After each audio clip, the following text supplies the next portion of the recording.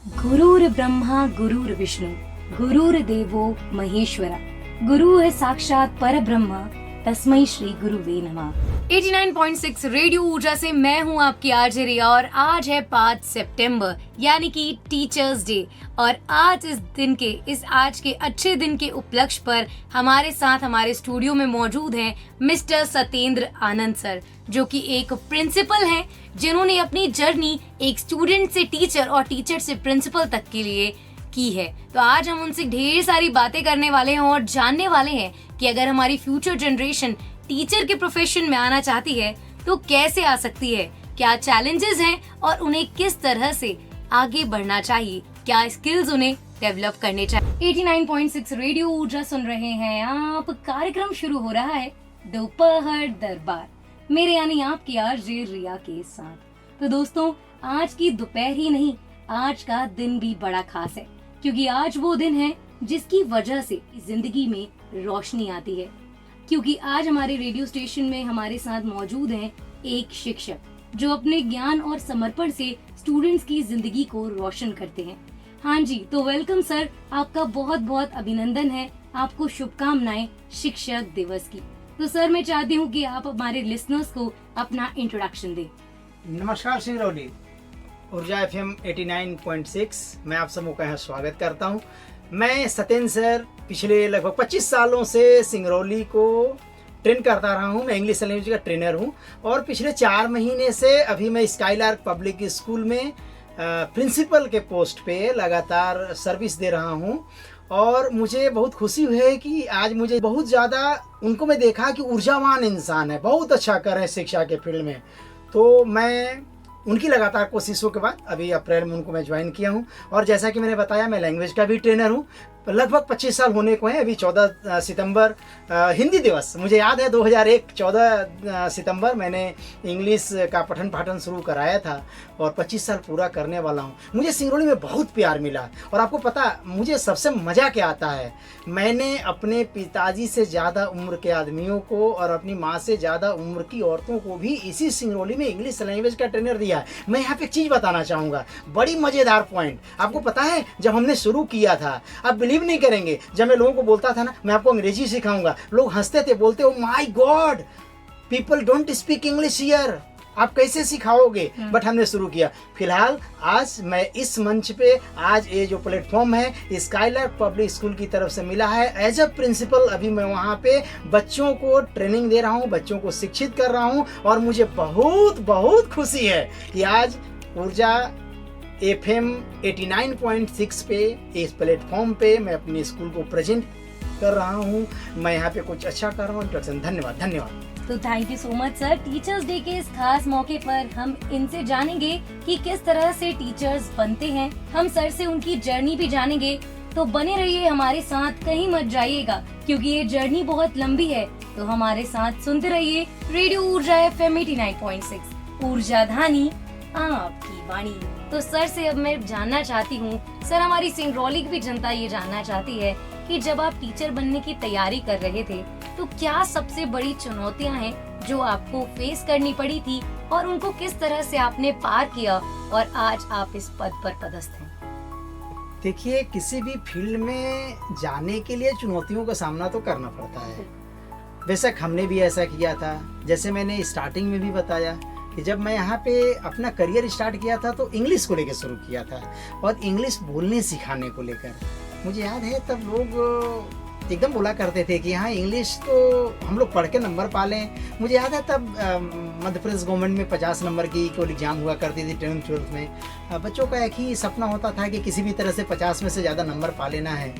तो सबसे बड़ी चीज़ थी कि लोग भरोसा ही नहीं किया करते थे। उनको भरोसा दिलाना कि शायद मैं अपने फील्ड में आपके साथ, आपके लिए, आपके फ्यूचर के लिए बेहतर कर लूँगा, ये बड़ा मुश्किल हुआ करता था। ये सबसे बड़ी चुनौती थी।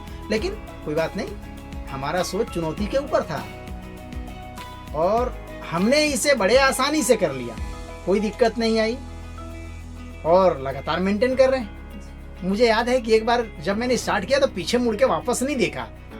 0 1 2 3 4 5 6 7 स्टूडेंट से स्टार्ट करके और आज लगभग मैं 10,000 बच्चों को ट्रेनिंग दे चुका हूँ और आज भी दे रहा हूँ। अब तो स्कूल्स के साथ जहाँ पे हमारे स्कूल में इस समय लगभग 1100 स्टूडेंट्स हैं, जिनको मेंटेन करना असेंबली से लेके, स्टार्टिंग से लेके और 1:30 जब हम क्लास छोड़ते हैं तब तक एक रोज चुनौती होता है।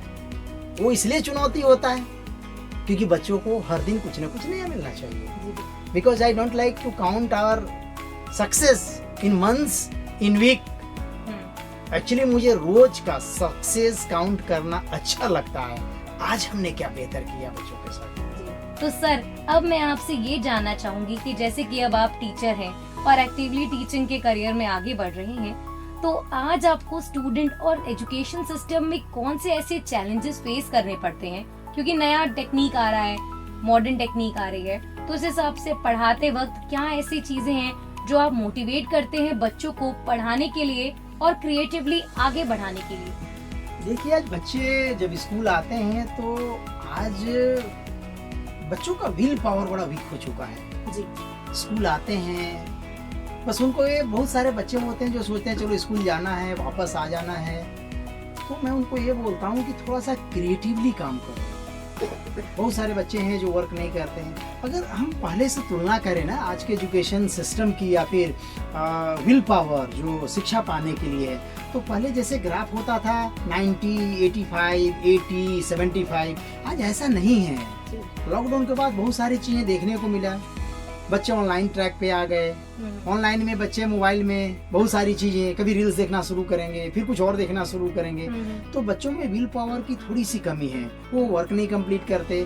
फिर ऐसे बच्चे हैं समाज में, या तो जो एकदम 90% के ऊपर हैं, बहुत अच्छे हैं पढ़ने में, या तो फिर एकदम अचानक 50% से नीचे आ जाते हैं। ये जो बीच का गैप है, ये सबसे बड़ा चैलेंज है। जो बच्चे ठीक ठाक है पढ़ने में, वो तो ऑनलाइन क्लास कर ले रहे हैं या फिर मोबाइल से स्टडी कर ले रहे हैं। ये जो बीच के बच्चे हैं ना, उनकी जो will power, they don't want to study, उनकी थोड़ी सी विल पावर ही कम हो गई है शिक्षा को लेके।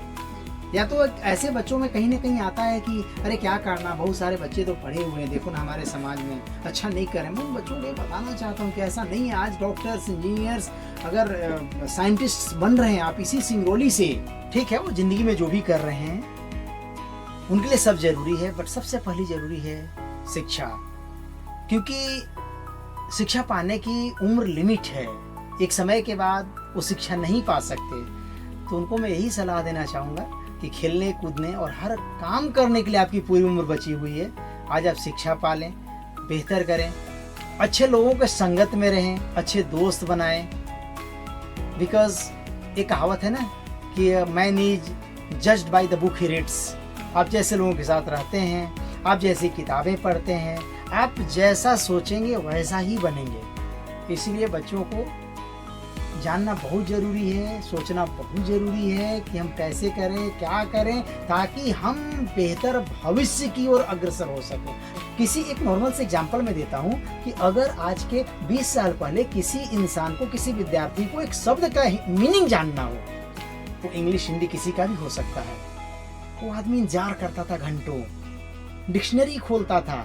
लेकिन आज बच्चों के पास सेकेंडों में उनके हाथ में मोबाइल है, तुरंत जाते हैं, सर्च मारते हैं, और सबसे बड़ा गूगल। उनको लगता है कि आप बच्चों से पूछिए ना आप कैसे करोगे, नहीं आ रहा है, तो बच्चे बोलते गूगल कर लूंगा। माय डियर स्टूडेंट्स, याद रखो, Google is not a teacher. वहां पे जो फीड किया रहता है वो एक सर्च इंजन है, वही चीजें आपको मिलती है। आप वहां पे हेल्प लो, ओके, लेकिन केवल गूगल के सहारे बैठे रहोगे तो याद रखो बहुत अच्छे विद्यार्थी नहीं बन सकते हो, कॉपी कर सकते हो, but you can not become the creator. और मैं बोलता हूँ कि क्रिएटर बनो, केवल कॉपी मत करो। ये सबसे बड़ी मोटिवेशन है बच्चों के लिए। जी बिल्कुल सर, आपकी ये जो चैलेंजेस आपने बताए जो स्टूडेंट्स के लिए आप फेस करते हैं स्कूल लाइफ के हिसाब से, तो सर मैंने एक चीज नोटिस की है कि पहले के टाइम पर जब हम स्कूल जाते थे तो हम स्कूल फोन नहीं लेके जाते थे। हमें जो भी होमवर्क दिया जाता था वो हम कॉपी या डायरी में नोट कर लाते थे कि आज होमवर्क करना है या कल ये चीजें लेकर जानी है।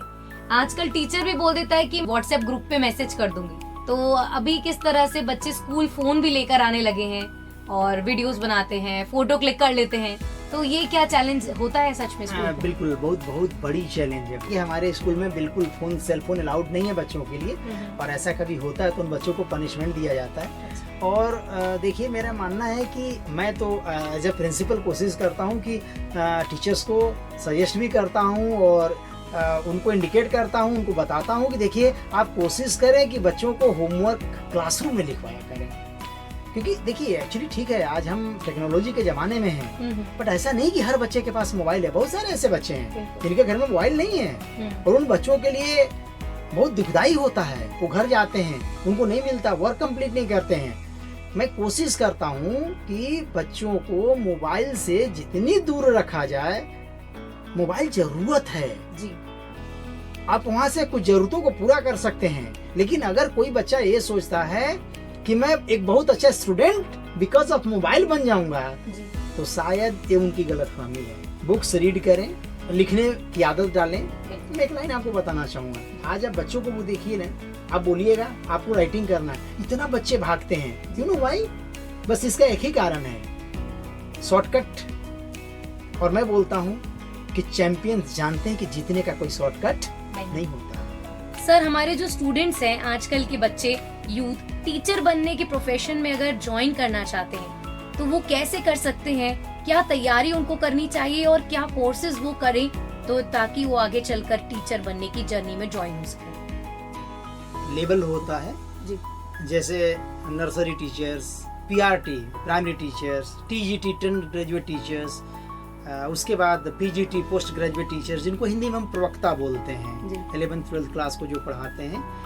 देन टू बिकम प्रोफेसर्स, इनके लिए अलग अलग कोर्सेज होते हैं। वैसे बच्चे जो कि बहुत जल्दी अर्ली एज में करियर बनाना चाहते हैं, डीएड जिसका फुल फॉर्म होता है डिप्लोमा इन एजुकेशन, वो प्राइमरी स्कूल में टीचर्स बन सकते हैं। पहले नर्सरी टीचर्स ट्रेनिंग भी हुआ करता था, जो अब ज़्यादातर चलन में नहीं है।